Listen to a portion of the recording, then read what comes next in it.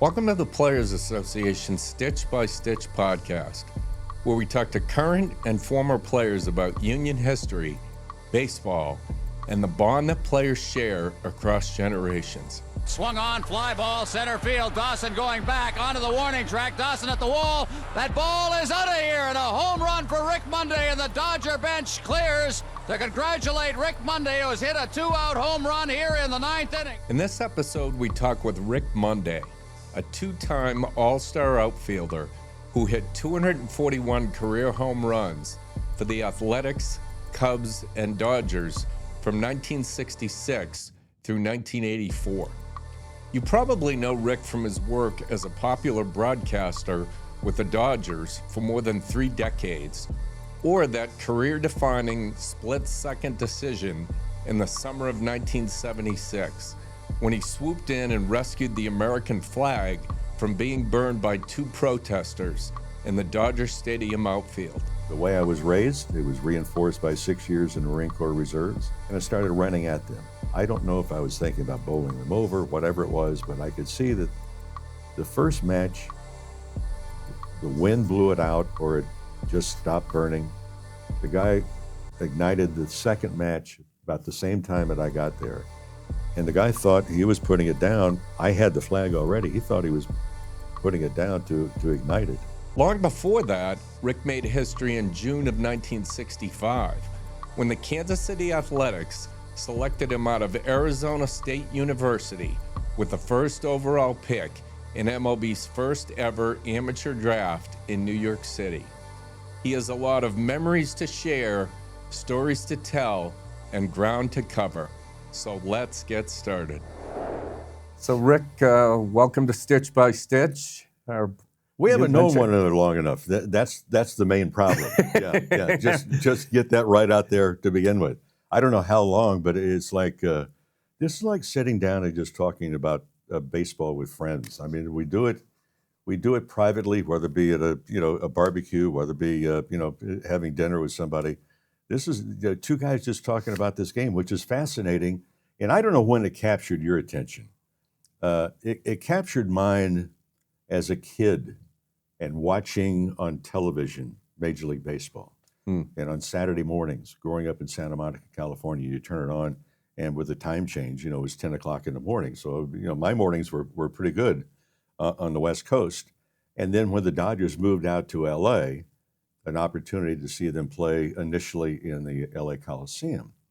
And I remember going out there the first time in either Little League uniform or Pony League uniform, must have been Little League, and seeing these guys playing this magical green carpet and throwing the ball harder than I thought it could be thrown, hitting the ball farther than you think it can be hit. And it just captured my attention. I was enthralled with it. And then the dream, I think, that everybody's had, in the backyard, with game 7 of a World Series in the 9th inning. And I don't think, the nice thing is, in those dreams in the backyard in the 9th inning, as a kid, like 6, 7, 8 years old, nobody struck out. Yeah. You always hit the ball, or you always got the guy out that you needed to get out. And that's where the dream started to go. And then you get older, and you get a little bit bigger, and you get a little bit better. And when I was in Pony League, Joe Misbrenner was my coach. And one day he says, "Hey, let's take a walk in the outfield." And I'm 14. And he goes, "Would you like to play professional baseball?" And I mean, that's like asking a 5-year-old, "Hey, would you like to go in that ice cream store?" And I said, "Yes." And he goes, "We need to play in this other league." I went, "Coach, those guys are old guys. They're like 18, 19. He goes, "Exactly." He said, "But you need to play in higher competition." He says, "You're going to get your lumps, but you're going to get better. You're going to understand." But I was not the best player at that particular age. There was another guy that was much better than I was. But he got, I guess, overexposed and just lost the interest in baseball. Mine just kept magnifying and magnifying. Yeah. So you were actually born in Arkansas, correct? Yeah. Born in Arkansas, but my family, when I was just 11 months old, moved to the West Coast. Right. So that's where I grew up. And until I left to go to Arizona State, it was Santa Monica High. And in fact, Tommy Lasorda was a scout Right. when I was a senior in high school. Right. And he was scouting me. He was not a manager then. He was scouting me. The Dodgers had a good idea in Southern California, the players that they were interested in signing. Now, this is before the draft. Before the draft. You could talk to any player, and any player could talk to any club. So what the Dodgers would do is that they would send out letters inviting some of the people that they were interested in signing to come and try out for what they called a Dodger rookie team that was coached by Tommy Lasorda and Kenny Myers. And it was a series of 3 weekends to try out to make this Dodger rookie team. And then they played like 20 games around Southern California as a team. Well, these are all guys they were trying to sign to begin with. So it was a built-in, like open up the cupboard. Hey, yeah, we're trying to sign him. We're trying to sign him. So let's get them all together. And we played, I think, about maybe 20 games, somewhere around that area. And it was great exposure. And Tommy actually had my mother and I to dinner. My mom was a single parent, had the dinner, and Tommy was trying to sign me and put on, the sales pitch and put a contract in front of my mother. And she actually had pen in hand, was about to sign it, put the pen down and said, no, Rick needs to go to college. And Tommy took the contract back, crossed out the number, put a bigger number in there. And my mother had pen in hand the second time, and she put the pen down and says, no, I've decided he needs to go to college. If he gets hurt or doesn't make it, he has something to fall back upon. And Tommy took the contract back the third time, crossed out the number, put a number in there my mother would have to work for years in order to equal.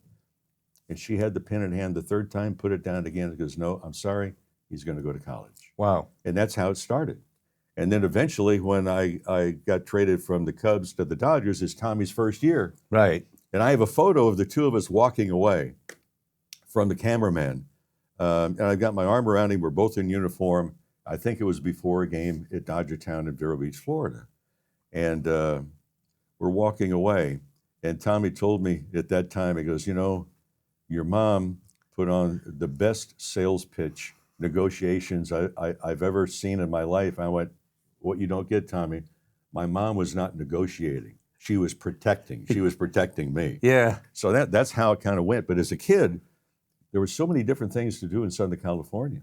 And the other teams had representatives that were there, the White Sox, the Pirates, some of the other clubs too. The Yankees had people who were out there on top of it. So every time you turned around, there were a lot of programs you could play in. You got the bug, though, right, at some point where you weren't just good at baseball, but you loved baseball, right? Is that fair to say? I was maybe obsessed by it. The intrigue of the game, the curiosity of what was going on with the game was something that I was fascinated with, to watch these guys that made it look so easy. Because at a young age, you go, how are they able to do that? Yeah. Practice, and motor skills. You get older, you get bigger, where you can do some things. But fortunately, I had some people in my life, a lot of people, that were good people, that helped me and understand and said, hey, look, you can be better than you think you can be. That's what Ruben Navarro, our high school coach, told me. Bobby Winkles at Arizona State, I think to a certain point challenged us to be better than we thought we could ever be.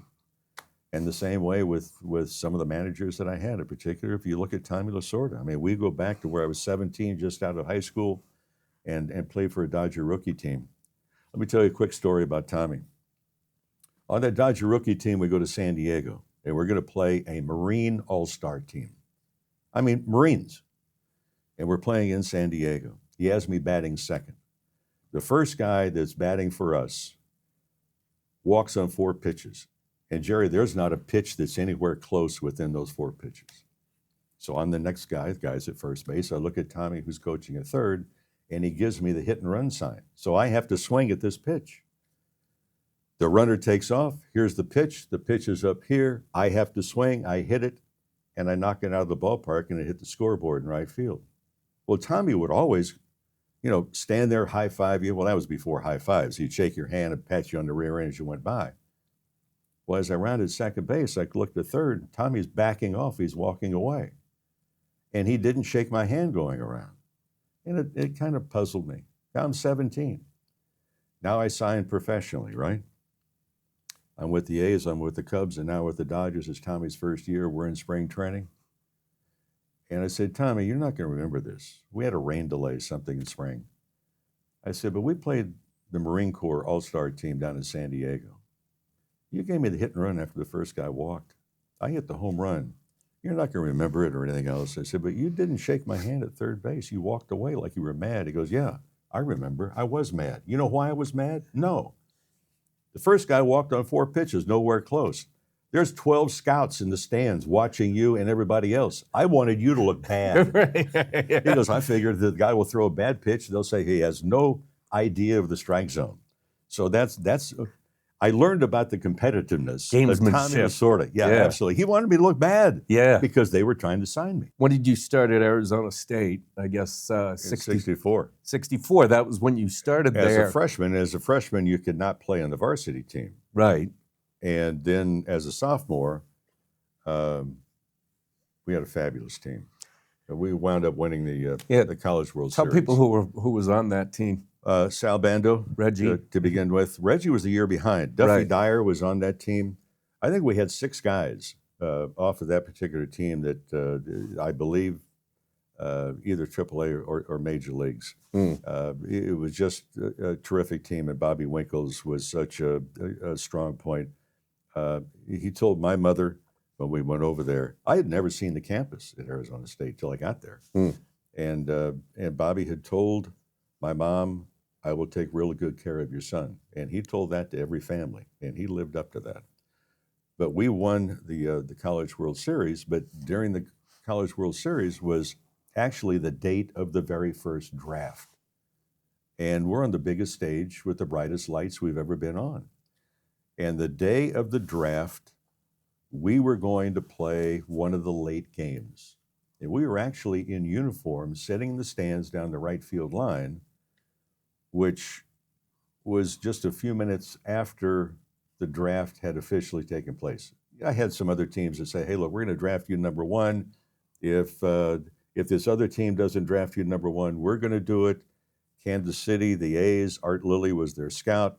He said that Charlie Finley had already agreed they were going to be, but nobody knew how it was really going to transpire. I'm 19. We don't know what's going to happen, other than the draft was in the ascending order. So the Kansas City A's had the first pick. What happens if you don't sign? What happens if you don't come to agreement? We kind of knew what was going on, but this was new for everybody.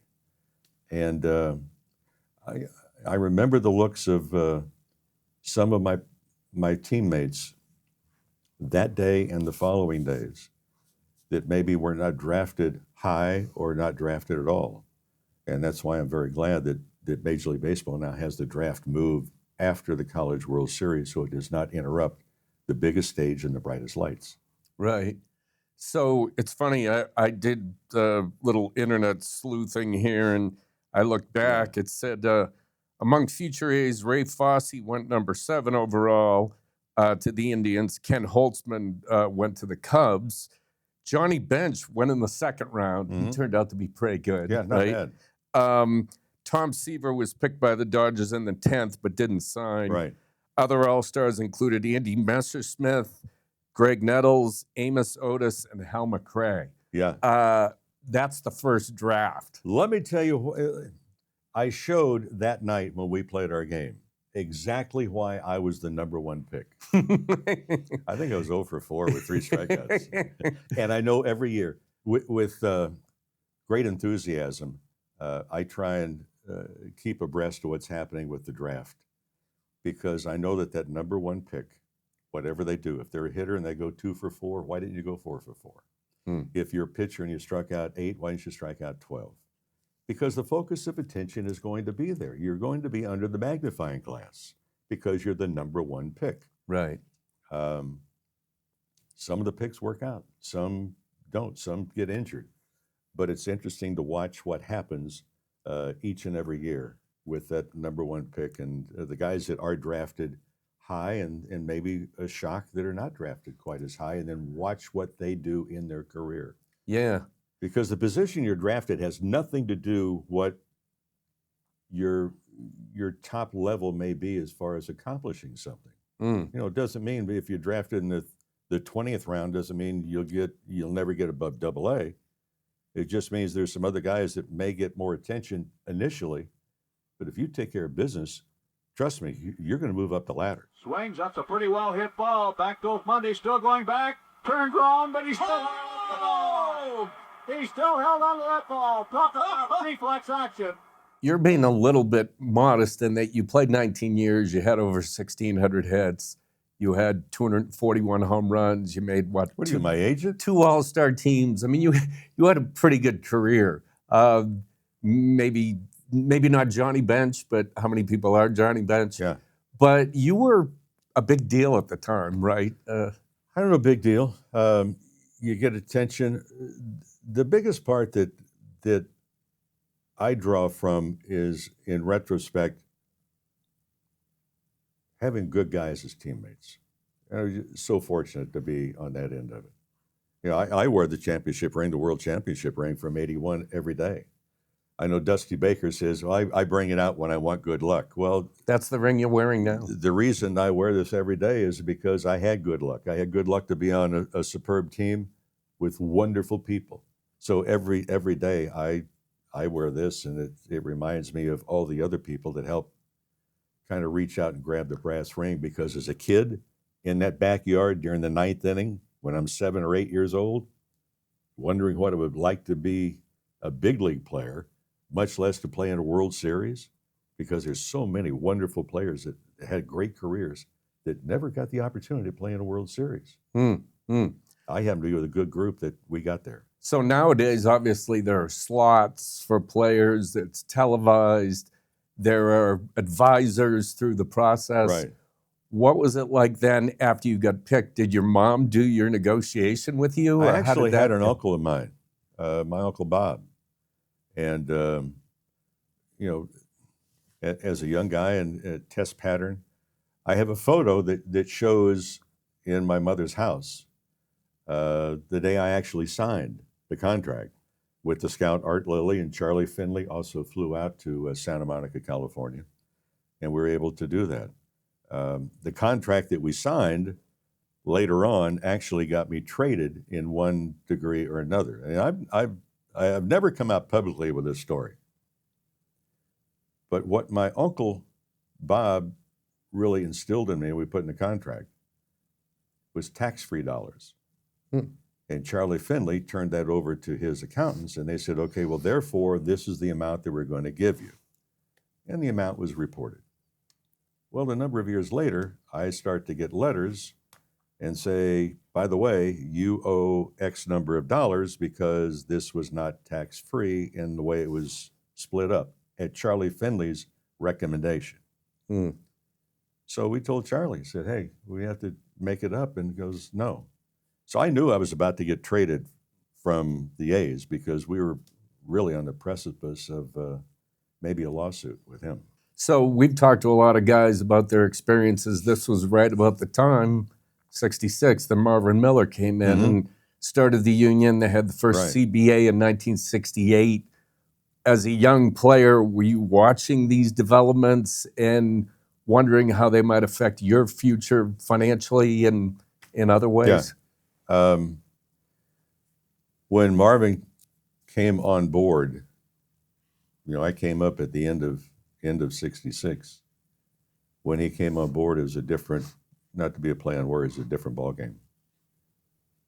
I started to figure out what I was making. My first year, I was playing every day. It's $44 a game. Wow.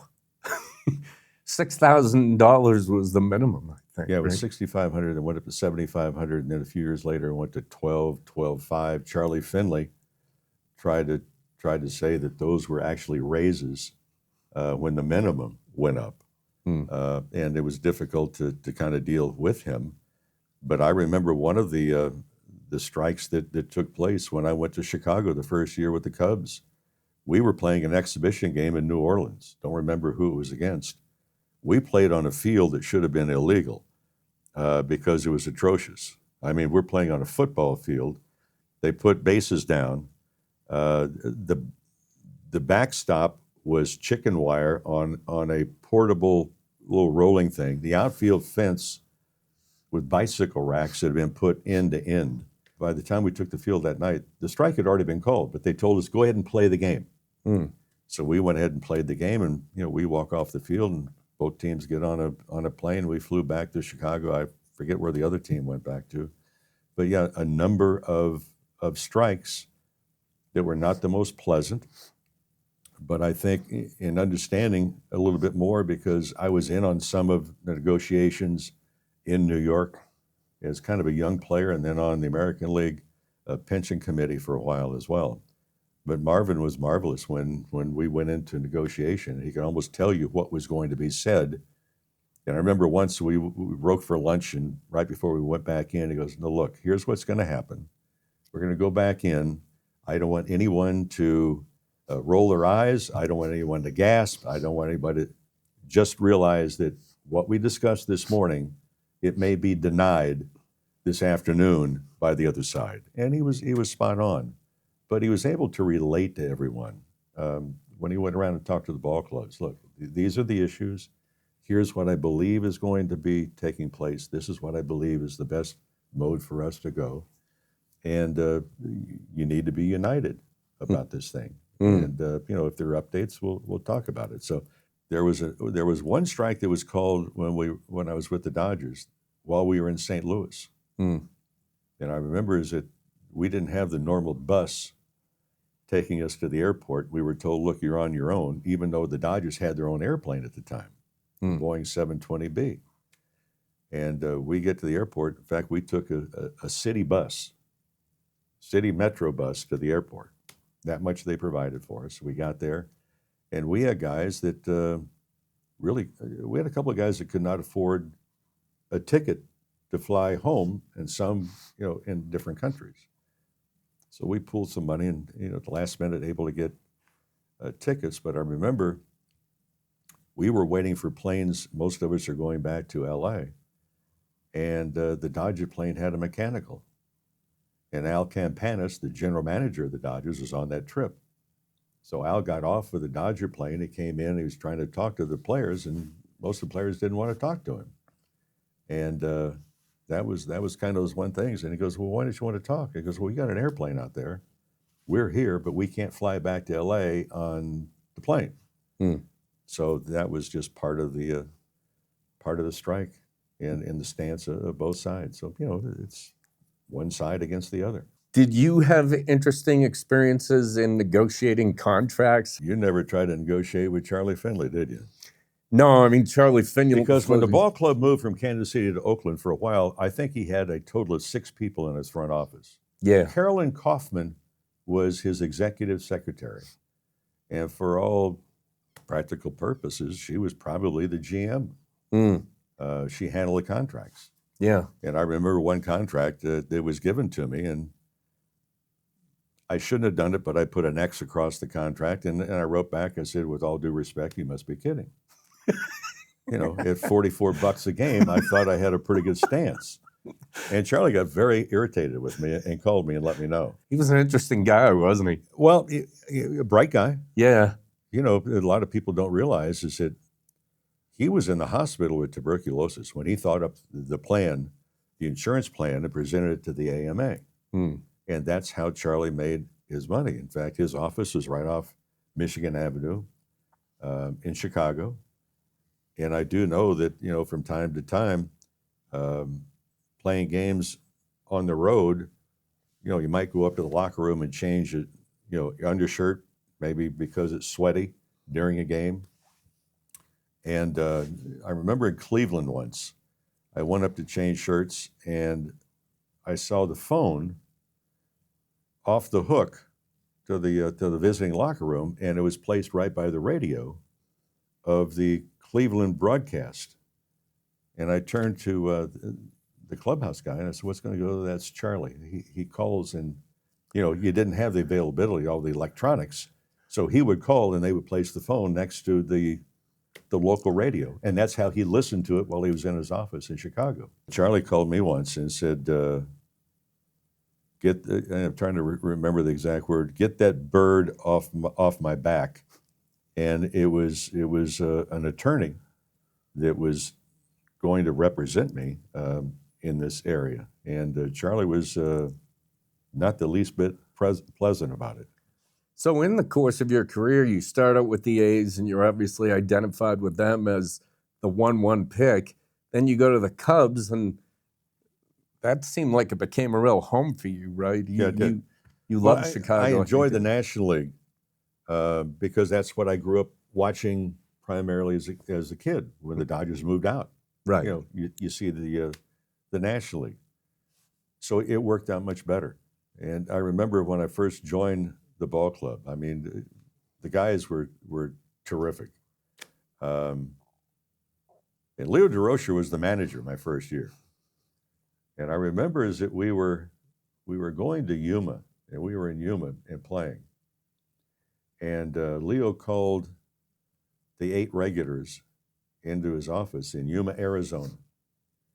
And he goes, hey, look, you guys can play 9 innings today, and then you don't have to make the bus trip to Palm Springs, and we're going to play 2 games there. What we'll do is play 9 innings today, and we'll put you on a plane. You can go back to Scottsdale and just work out the next 2 days on your own. Wonderful. So we decided, yes. The option was we could play 4 or 5 innings, but make the trip and stay on the road for another 2. So we all opted to fly back. I remember at the airport, we're waiting. So we got Ron Santo, Glenn Beckert, Don Kessinger, the infield. They're right there. And they said to me, just want to let you know, little heads up. The Leo DeRocher you're seeing today will not be that Leo DeRocher when the bell rings on opening day of the season. They were spot on, absolutely spot on, because it was a different Leo DeRocher.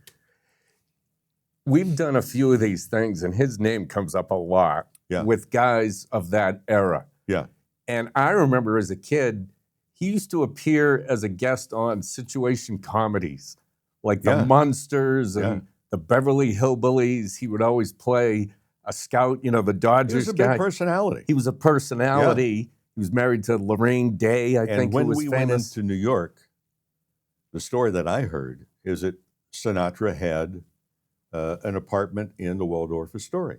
And when we went to New York, Leo would stay in Frank's apartment.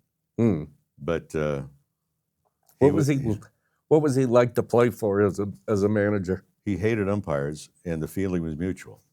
And I think his day, when he woke up when the alarm, I don't know if he used an alarm clock or not, but when if it went off, I think his whole thing was, let's have breakfast, let's get to the ballpark, and let me irritate an umpire. We're playing in Chicago. It's cold.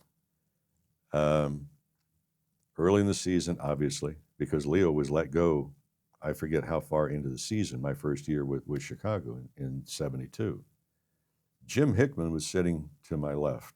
Jim always had his bat next to him and his helmet next to him, even sitting on the bench. It's a cold day, he's got his jacket on. Coming off the field, Leo says that we're going to have a different pitcher who was scheduled to hit that day in that inning, but he did not name a pinch hitter. And the umpire comes over, I forget who the umpire was, it says, Leo, you got to get a hitter up here. You're going to pinch hit for the pitcher. You got to get a hitter up here right now. Let's go. And Hickman turned to me and goes, watch, I'm going to get blamed for this. What are you talking about? He turned around and Leo says to the umpire, well, I told him to get a bat. Hickman, get a bat. You're the hitter. So Jim gets up, and again, his bat's right there. His helmet's right there. So he takes off his jacket. He puts his helmet on. He grabs his bat. With the other hand, he has a jacket. As he's leaving the dugout, Leo is standing right here, like where you are. And he goes to Leo, goes, here, hold this. I'll be right back. I guess if you looked at Leo through the right lens, he could be amusing. Right? You know who was really amused by him was Joe Pepitone. Oh, really? Okay. Wonderful teammate. Yeah. But Pepe was one of the first guys that introduced hair dryers into the locker room. Right. Yeah. Yeah. And I think that drove Leo a little bit nuts, too. Yeah. Leo was old school. Yeah, and then some. I'm not sure what he's doing out there. It looks like he's going to burn a flag, and Rick Monday runs and takes it away from him.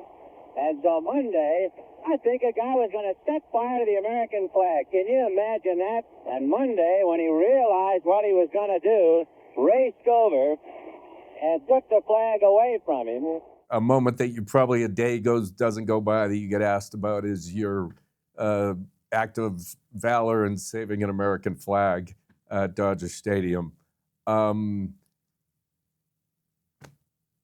What do you think of most when you think of that day? What I think of most is the fact that I happened to be in a spot to do something about it. The way I was raised, it was reinforced by 6 years in the Marine Corps Reserves. 76, when this event took place at Dodger Stadium, while I was with the Cubs. At the time, I think I was 5 years removed from being in the Marine Corps Reserves. And I see these guys come on the field. It's not the first time that I've had people observe people come on the field. But you don't know what their motive is. Is it because they're trying to win a bet? If they had too much to drink? They don't like you? Do they have a banner they're going to fly? Who knows? So I saw the guys come on the field, and one of them I could see had something under his arm, but couldn't make out what it was. They ran past Jose Cardinal, who was playing left field that day. And they went into shallow left center field. And then I saw what was under the arm of one of them was an American flag, and they spread it out on the ground. And then he knelt down beside it and pulled out something. I could see the reflection of the sun on the Sunday afternoon game. And it was a huge can of lighter fluid, and began to douse it. And I was mad. I was angry. I was angry that they were there. And I was really angry that it was an American flag.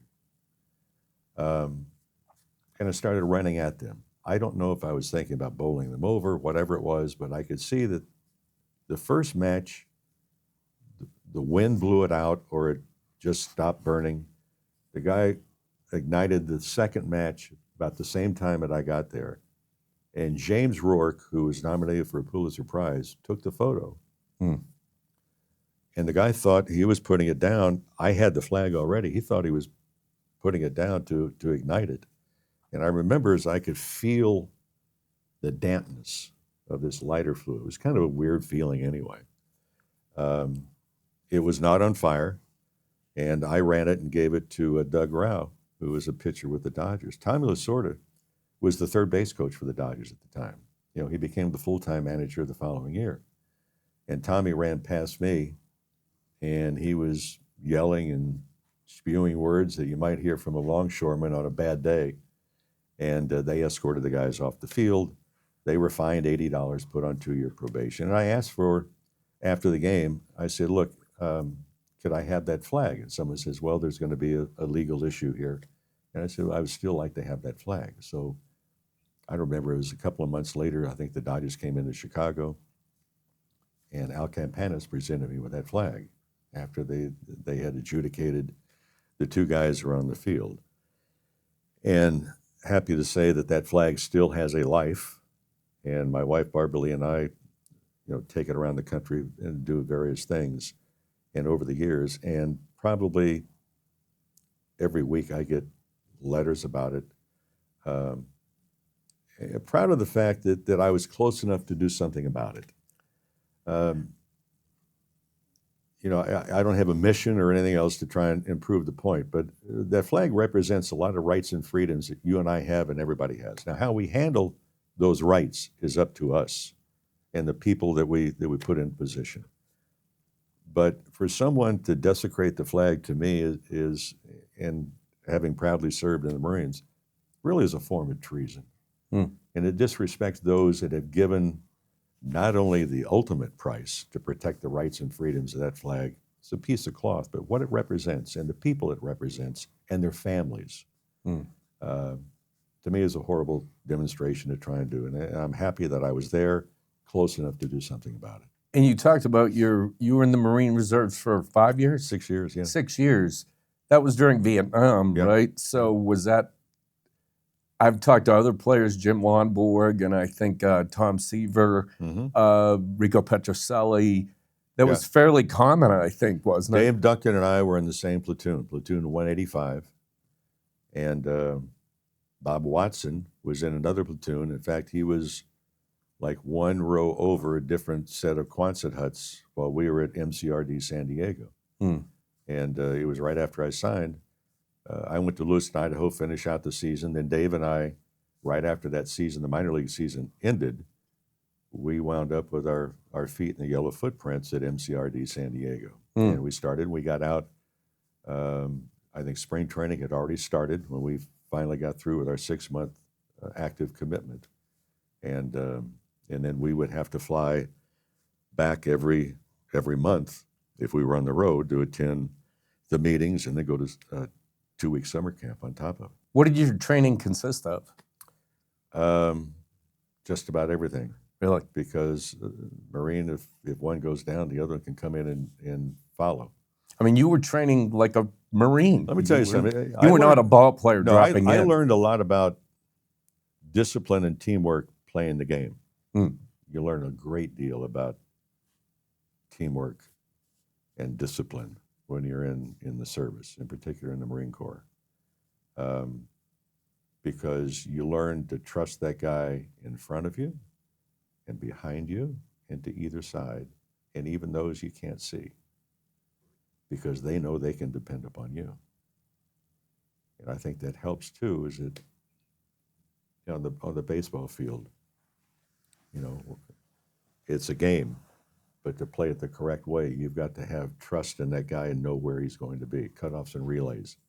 With the good teams, I didn't have to worry about, well, where's the guy going to be? I knew exactly where they were going to be. And I think I've read some quotes where you talked about, as a player and as a Marine reservist, you visited hospitals and saw guys. Yeah. And how that made an impression on you when you saved that flag, correct? Yeah. Stopping the flag from being desecrated may have been a voice for all those people. My wife, Barbara Lee, was one of the early people that ever arranged to get a team to go to Walter Reed Army Medical Center before they moved that facility to Bethesda, and to go there and to take the flag with us. And some of the military that were there knew that we had this flag, and a lot of people knew about the incident. There was one young lieutenant that had been there for a period of time that had been injured. And his wife was there also. And with a physician, a wonderful surgeon that we became friends with at Walter Reed, got us in there, and we were able to spend time with this one lieutenant. And he goes, I understand you have the flag that you took away. And Barbara Lee said, yes, would you like to have a photo? He says, yes, I'd like to do that. And about that time, he turned to the doc and he goes, Doc, I'm starting to get some shrapnel come up and I'm starting to bleed here. He said, Mrs. Mundy, get the flag. And she said to him, it's okay if you bleed on it. And this young man said, no, it's not. I will die protecting what that flag represents, but I will not bleed on it. Wow. Just put in perspective the magnitude of what this moment, 50 years later, people still remember it, what it means to you and other people. They remember the moment, and I think they remember the moment because it involved a symbol of our rights and freedoms and the people that represented it. A number of years ago, my wife and I were in Charlotte and was honored to be in a parade. And as we went through the parade, and we had gone there and we took the flag with us, and we had a couple of other things that we were doing there on top of it, and some of it with the military. And along the parade route, I mean, we have no idea how much we affect people. Same way with players. You have no idea how much you affect people when you come out and you interact with them. But along the parade route in Charlotte this day, there were people that held up shadow boxes with folded flags. And one of them would say, this was my father. Another one, this was my husband. This was my brother. That means a lot. That's more than just, well, you had to run on the field. No. Because that day represented that father and that husband and that wife. And it's something that I'm very thankful that I didn't stand there and just watch it happen. One night I was thinking, what if I just stood there? Which one of my Marine Corps drill sergeants would have come up and say, Marine, why'd you stand there? It doesn't take a whole lot of time to act upon what you think is right. And that Sunday afternoon, what I did, my thinking was right. So obviously you had this amazing baseball career, and what, you got done in 84, I think, was it? Did you go right into broadcasting? Or? No, I actually was doing it ahead of time. 4 or 5 years before I retired, I was working at ABC television in Los Angeles during the off season, shadowing crews around, watching them do interviews, how you edit, voiceovers, time. And I did that for a number of years. And then fortunately, something opened up right after I retired with the predecessor to Fox. It was Metro Media. And went over there and anchored the sports for 4 years and did a pregame television show for the Dodgers. And then there was an opening in San Diego. I went down to the Padres for 4 years and then came back to LA. I was doing both the Padres and the Dodgers pregame and postgame. And then unfortunately the passing of Don Drysdale. And Peter O'Malley called me and said, would you be interested? And I said, yes. So joined the ball club, and greatest advice I ever got in under trying conditions, because I knew Don. Don Drysdale actually touched my family too. So it meant even more to me, because when Tommy Lasorda, if I go way back out of high school, Tommy Lasorda brought my mother and I to Dodger Stadium to watch a game one night. And we met Walter O'Malley. We went down to the locker room, I did, and I walked in and just briefly met a couple of guys. And Tommy asked my mother, hey, look, can I get you an autograph or something? She said, I would love 2 autographs. I said, really, who? He said, Sandy Koufax and Don Drysdale. And Tommy got those. And my mother had this photo of both of them signed. And then my mother moved to Reno years and years later. And I'm telling the story about my mom and me signing, and Tommy was trying to get me to sign. And Don heard about the fact that I said, someone asked in the interview, well, does your mother still have those photographs? And I said, well, she has Sandy's, but somehow she lost Don's. And Don found out about it. And Don saw me in the press box, and he had a baseball. And he had it already made out to my mother. And he found out her name, Nelda. Yeah. And I gave that baseball. So Don touched my family. And the fact of his passing, I joined the ball club in New York a few days after. And I remember getting off the bus to go to the stadium, and Vin Scully just asked me, hey, wait a second. And he turned and goes, look, this is trying times for all of us. The only advice I'm going to tell you is just be yourself. Greatest advice you can have, because you can't be somebody else. And that was it. But, you know, for Vinny to say that, you know, it's really kind of weird. I told somebody the other day, I had been in the big leagues for a number of years, and I get traded from the Cubs to the Dodgers. And my mother finally said to me after a game, you know, you finally made it. And I said, Mom, I've been here for a while. She says, yeah, but Vin Scully introduced you on the air. And I went, Mom, what's the story? I mean, I've been around for a while. He goes, yeah, but Vinny, in the past, he was a visiting player. He goes, no, welcome to big league. So my mom, for all these years, until I came to the Dodgers and she heard Vin Scully announce her son's name, I'm not certain that she realized that I was truly in major leagues. Right. But when Vinny said it, now things were fine. Can you articulate what Vince Scully meant to baseball and to obviously fans in Los Angeles and what it was that made him what he was? He was our friend. Whether you met him or not, he was your friend. He owned the English language. We speak words. Vinny painted words. What would you say to young kids in terms of how you'd like them to think about baseball and not only on the field, but with the activities with the union and what they can leave to the next generation? I think if anything, leave the game even better than it was when you came into it. In overall, their major league career is a small snippet of their life. There's going to be an afterwards. There's going to be an adjustment period in there. There are many things that I miss about not playing. The excitement of the unknown and the challenge of it, not knowing what was going to take place.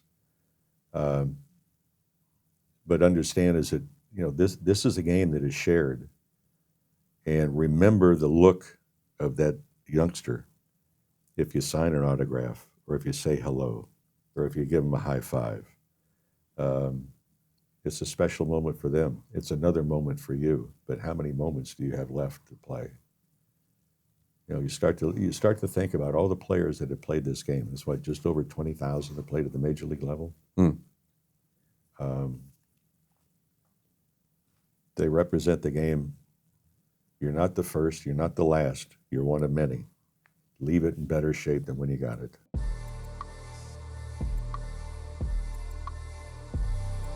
Thank you to Rick Monday for sharing 60 years of baseball memories with his typical class and good humor. This has been an episode of Stitch by Stitch, connecting players from the past, present, and future.